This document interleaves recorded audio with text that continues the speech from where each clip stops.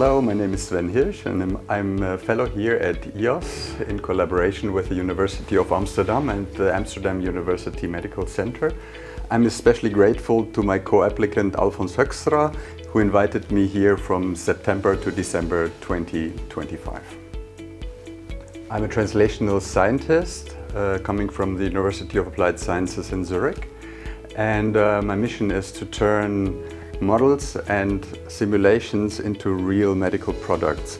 I'm originally trained as a physicist, so I believe in interconnected systems and data-informed systems, and at the same time I have a postgraduate degree in media art, and so I also know about the impact and talking to the society when you're looking at technologies.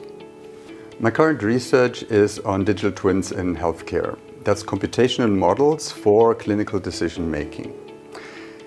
That's a methodology that involves a lot of base technologies like biomedical simulation, machine learning based analysis of medical images, analysis of medical records.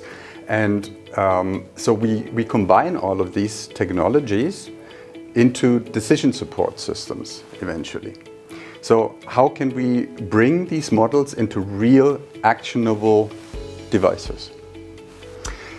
At IAS, I want to reflect how this digital twin technology will be used in practice, because ultimately it's human-centered technology.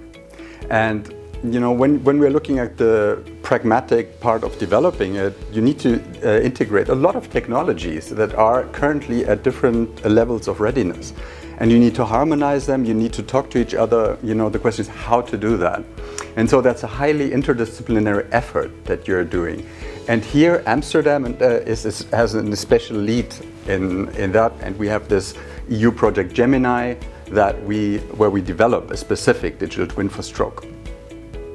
The digital twin is obviously a technical challenge, but above all it's also a societal and cultural challenge, because eventually we'll have to deal with digital twins.